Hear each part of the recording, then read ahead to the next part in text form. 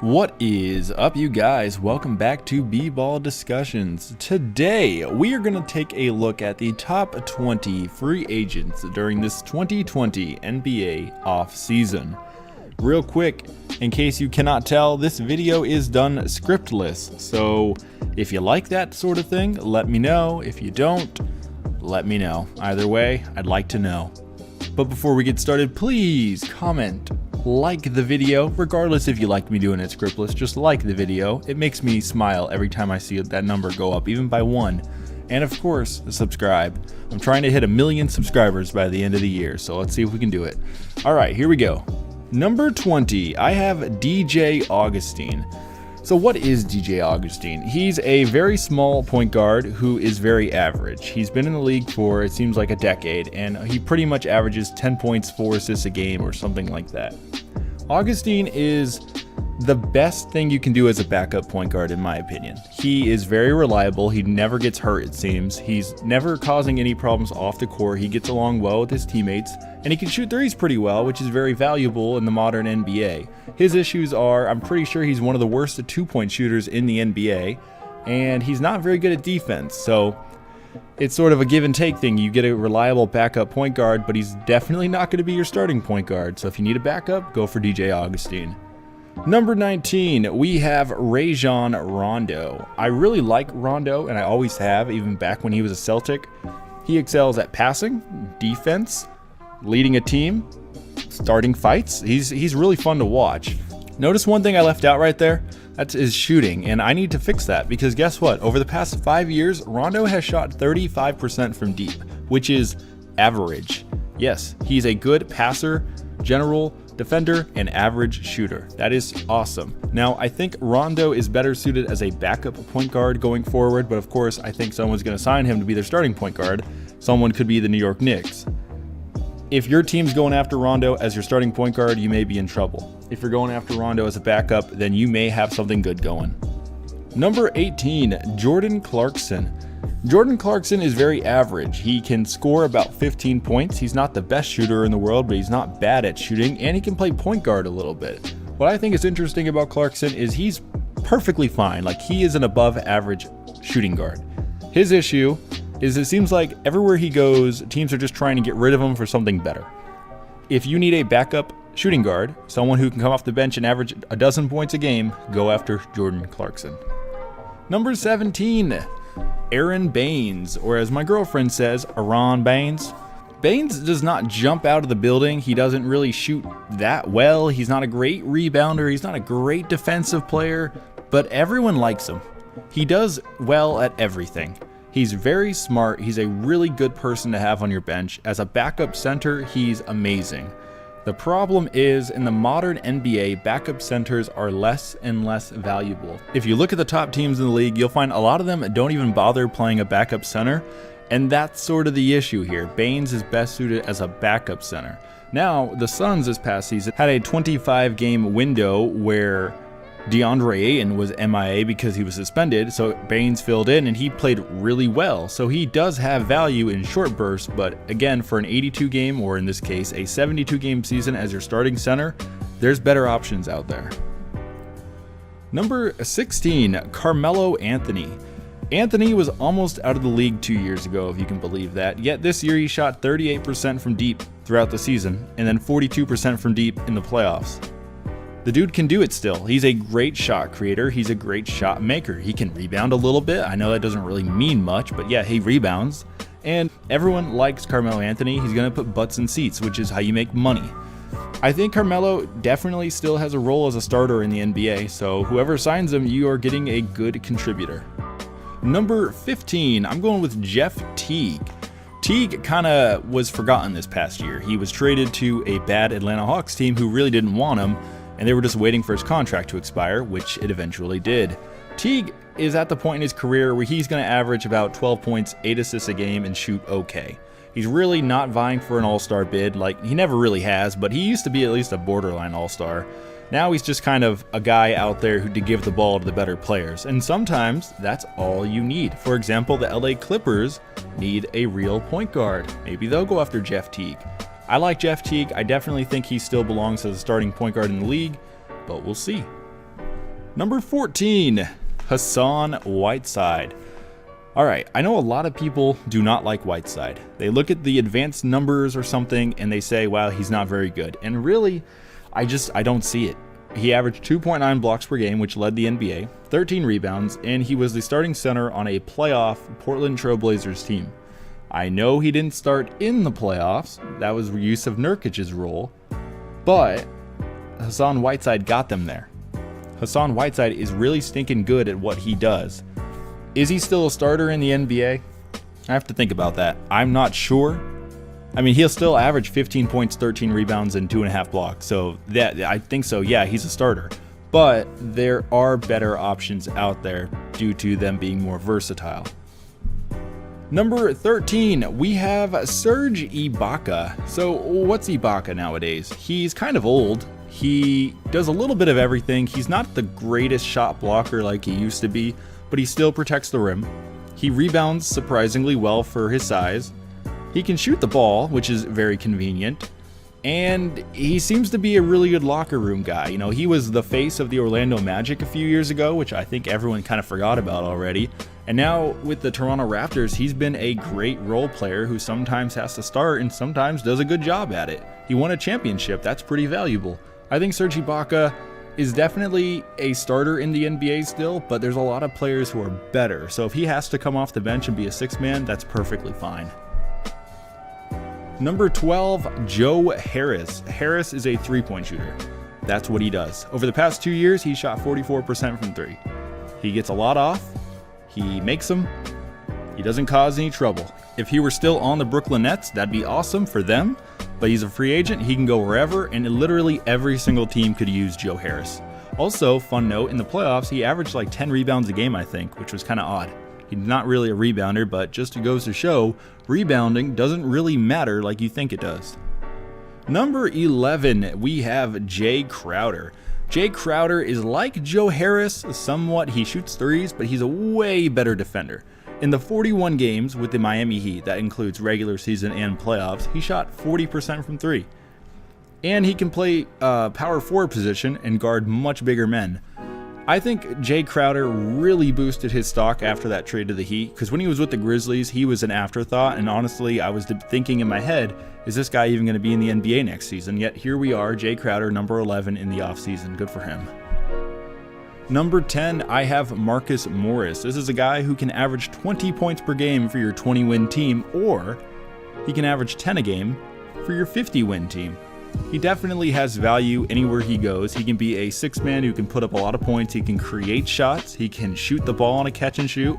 He's not really a good rebounder, not really a good defender, but he's a bucket getter, and every team needs a bucket getter off the bench. That's why I think he'd be better off coming off the bench. Number 9, I have Davis Bertans. Bertans' value is at an all-time high. Over the past 2 years, he shot 42% from three, which initially you're thinking, why is that better than Joe Harris or Jae Crowder?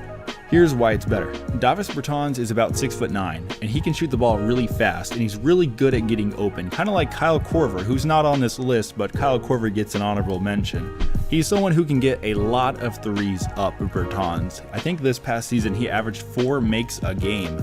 That is more valuable right now than it has ever been. He has struck the lottery. If it wasn't for the NBA hiatus, he could be making so much money this year. It all just kind of fell perfectly except for that one little bit.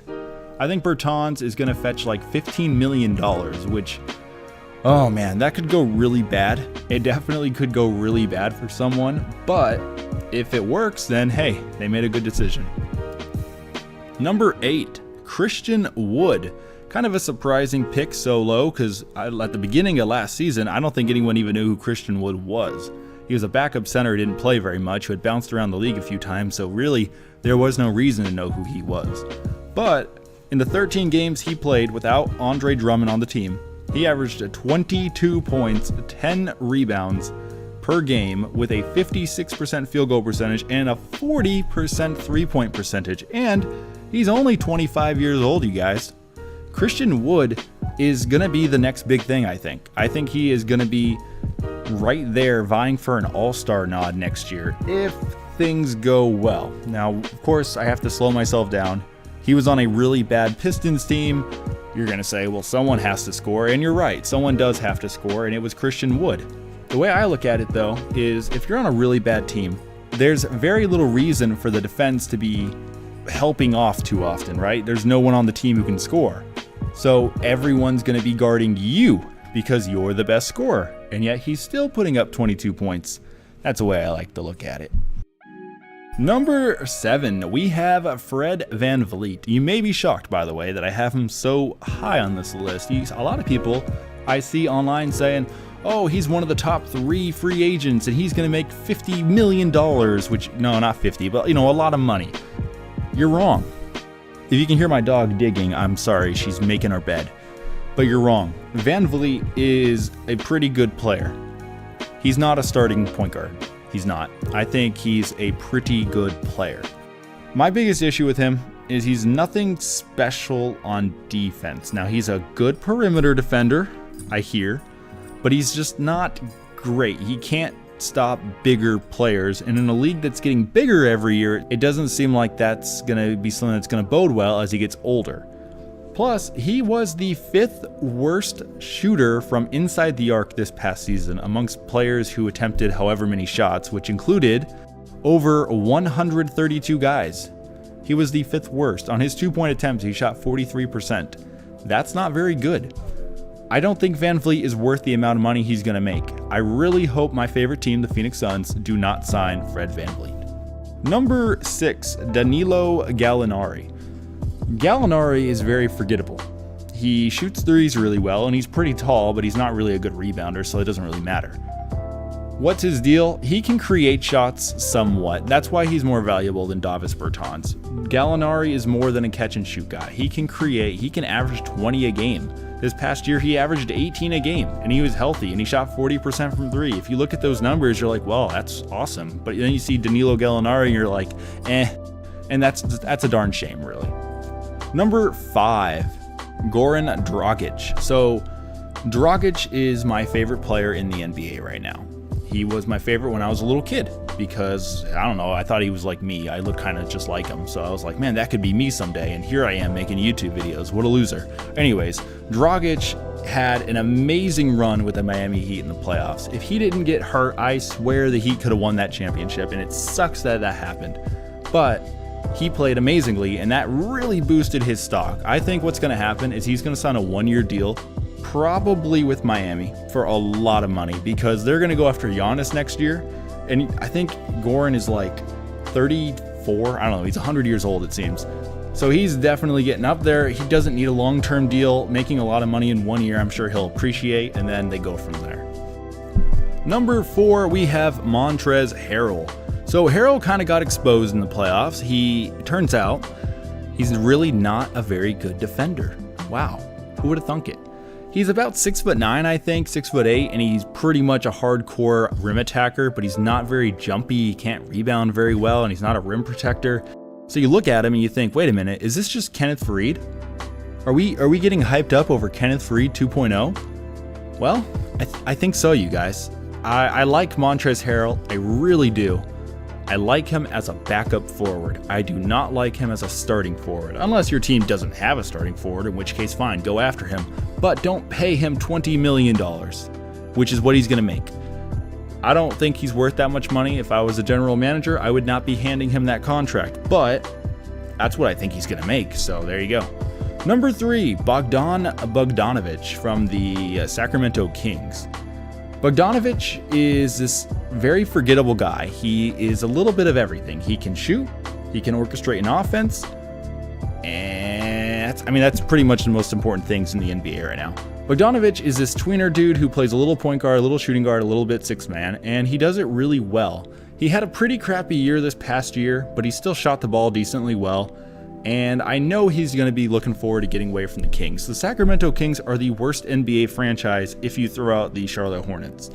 The Kings suck. So Bogdanovic wants out. He's going to leave. He's going to be a 6-man somewhere, or even a starting shooting guard. I feel like I say everyone's a 6-man, but just know a lot of these guys are going to start somewhere. Bogdanovic is probably going to start somewhere.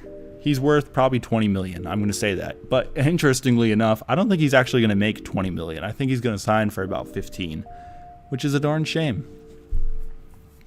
Number 2, this is a guy I did not initially have on this list because I didn't think he'd opt out of his contract, but then I saw a video by Rusty Buckets, one of my favorite NBA YouTubers, talking about it, and I was like, man, you make a good point. So here we go. Number 2 is DeMar DeRozan. DeRozan in San Antonio has seemingly gone very poorly. You know, the Spurs did not make the playoffs. DeRozan is no longer in the spotlight. The Toronto Raptors won a championship the first year he was gone. But he's actually gotten better every year, which seems kind of weird. He's averaged, I don't have it in front of me, but I think he was averaging like 24 points, 5 rebounds, 5 assists a game.